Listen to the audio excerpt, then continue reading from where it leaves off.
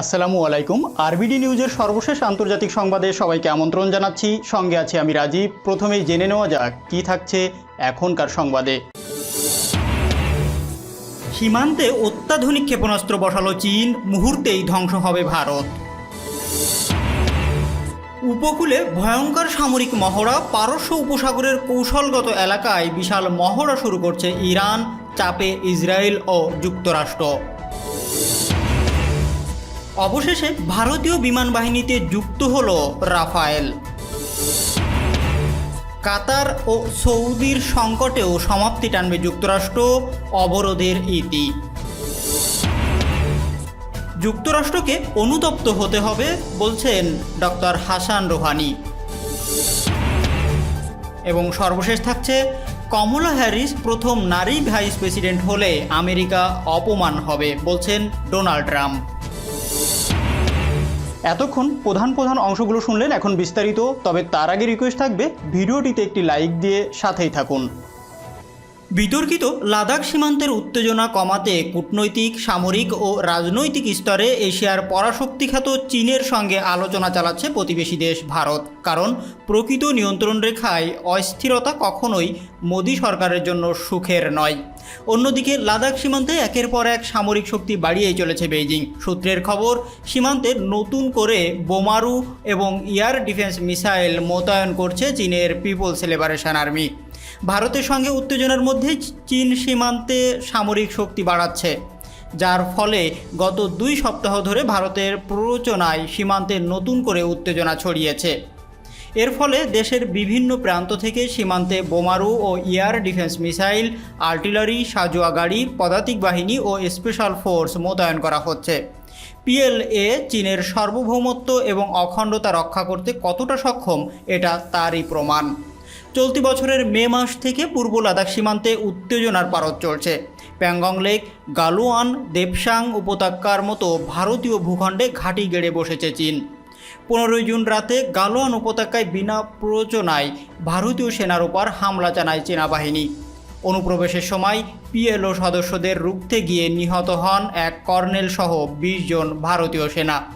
এ ঘটনায় চীনের সেনাবাহিনীও বা চীনা পিপলস লিবারেশন আর্মি নিহত হলেও সে কথা এখনও পর্যন্ত স্বীকার করেনি চীন কর্তৃপক্ষ। পারস্য উপসাগরের কৌশলগত এলাকায় বিশাল নৌ মহড়া শুরু করেছে ইরানের সামরিক বাহিনী। পারস্য উপসাগরের হরমুজ প্রণালীর পূর্ব অঞ্চল থেকে ভারত মহাসাগরের উত্তর এলাকায় এই মহড়া অনুষ্ঠিত হবে। ইরান যে এলাকায় নৌ মহড়া শুরু করেছে সেটি হচ্ছে পারস্য উপসাগরের আন্তর্জাতিক জাহাজ প্রবেশের একমাত্র পথ। ওই পথ দিয়ে জ্বালানি তেলের একটা বিরাট অংশ বিশ্বের বিভিন্ন দেশে যায়। ইরানি সামরিক বাহিনী জানিয়েছে, গুরুত্বপূর্ণ আঞ্চলিক এই নৌ রুটের নিরাপত্তা ও আন্তর্জাতিক জাহাজের নিরাপত্তা জোরদার করার লক্ষ্য নিয়ে ইরানি সামরিক বাহিনী জুলফিকার 99 নামে এই মহড়া পরিচালনা করছে। এর আগেও ইরান বহুবার পারস্য উপসাগর ও ভারত মহাসাগরের এই এলাকায় সামরিক মহড়া চালিয়েছে। সেই সব মহড়ায় নতুন নানা রকমের অস্ত্র ও সামরিক সরঞ্জামের পরীক্ষা চালানো হয়েছে। তবে এবার নতুন কোনো অস্ত্রের পরীক্ষা করা হবে কিনা তা এখনও নিশ্চিত নয়। আনুষ্ঠানিকভাবে ভারতীয় বিমান বাহিনীতে অর্থাৎ আইএএফে অন্তর্ভুক্ত হলো রাফায়েল যুদ্ধ বিমান। চলতি বছরের জুলাই মাসে ফ্রান্স থেকে 5টি রাফায়েল যুদ্ধ বিমান ভারতে এলেও সেগুলিকে আইএএফ এর হাতে তুলে দেওয়া হয়নি। বৃহস্পতিবার হরিয়ানায় আম্বালা বিমান ঘাঁটিতে সকাল 10:45 আনুষ্ঠানিকভাবে আইএএফ এর হাতে তুলে দেওয়া হলো এই 5টি যুদ্ধ বিমান।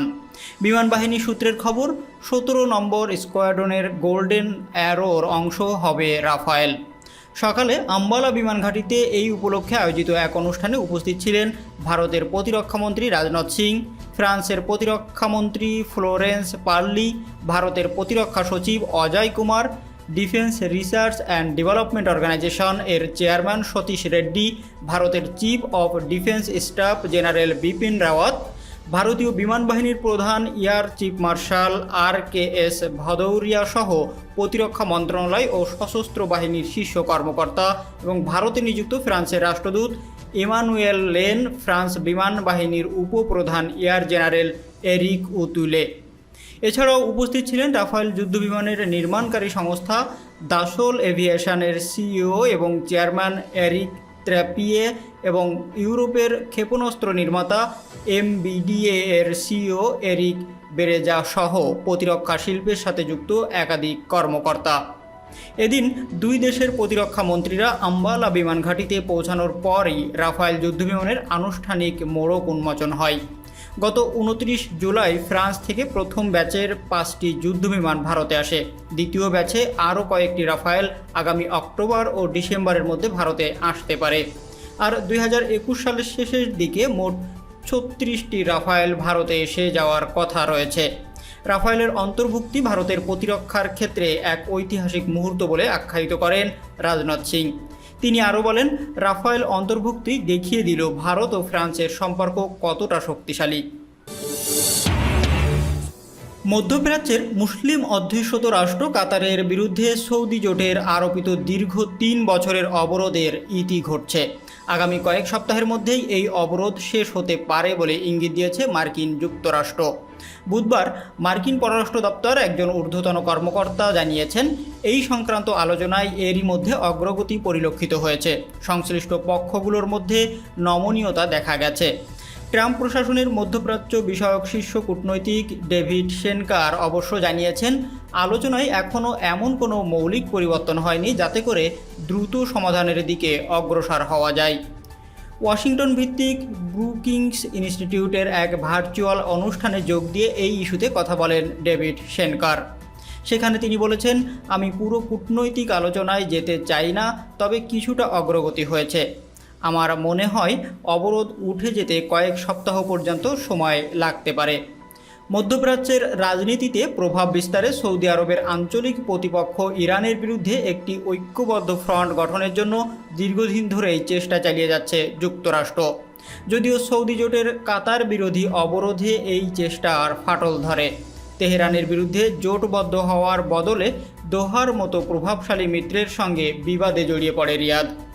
এমন বাস্তবতায় সৌদি জোটের কাতার বিরোধী অবরোধ তুলে নেওয়ার ব্যাপারে মধ্যস্থতার উদ্যোগ নেয় যুক্তরাষ্ট্র ও কুয়েত। দৃশ্যত ওই মধ্যস্থতার ফসল সফল হতে যাচ্ছে। ওয়াশিংটন মনে করে এই অঞ্চলে তার মিত্রদের মধ্যে বিবাদ ইরানকেই লাভবান করবে, ফলে যে কোনো মূল্যে নিজের মিত্রদের ইরান বিরোধী একই প্ল্যাটফর্মে রাখতে চায় ট্রাম্প প্রশাসন। ডেভিড শেনকার বলেন, এখনও মৌলিক কোনো পরিবর্তন হয়নি, তবে যুক্তরাষ্ট্র চেষ্টা চালিয়ে যাচ্ছে। এই সংক্রান্ত আলোচনায় আমরা সংশ্লিষ্ট পক্ষগুলোর কাছ থেকে কিছুটা নমনীয়তা দেখতে পেয়েছি, ফলে আশা করছি আমরা উভয় পক্ষকে এক জায়গায় নিয়ে আসতে পারব এবং এই বিবাদের অবসান ঘটাতে সক্ষম হব। ডেভিড শেনকার জানিয়েছেন, যুক্তরাষ্ট্রের এই কূটনৈতিক উদ্যোগে খোদ মার্কিন প্রেসিডেন্ট ডোনাল্ড ট্রাম্প ও দেশটির পররাষ্ট্রমন্ত্রী মাইক পম্পেও যুক্ত ছিলেন।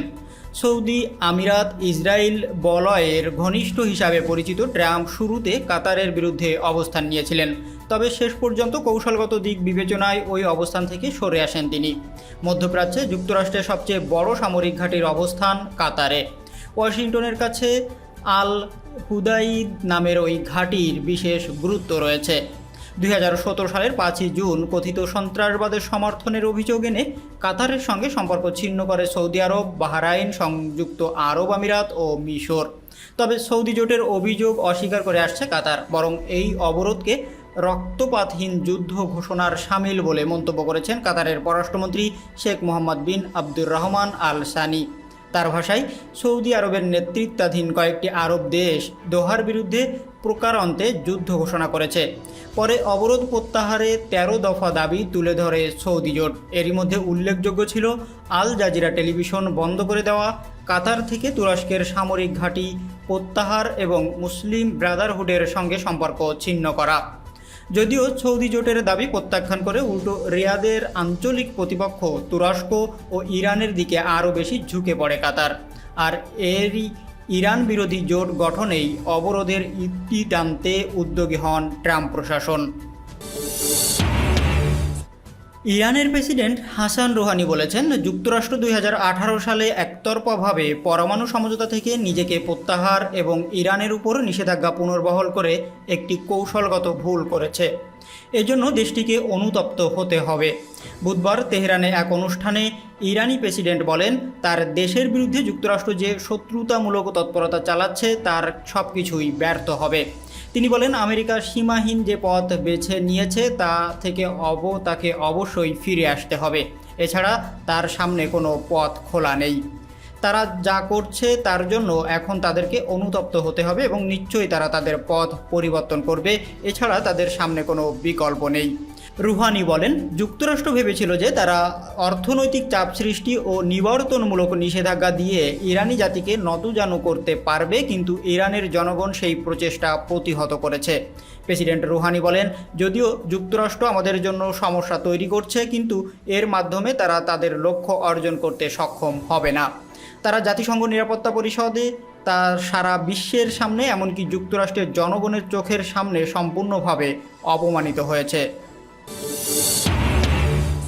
যুক্তরাষ্ট্রের আসন্ন প্রেসিডেন্ট নির্বাচন নিয়ে দেশটির রাজনীতির মাঠ এখন রীতিমতো গরম। চলছে আক্রমণ পাল্টা আক্রমণ।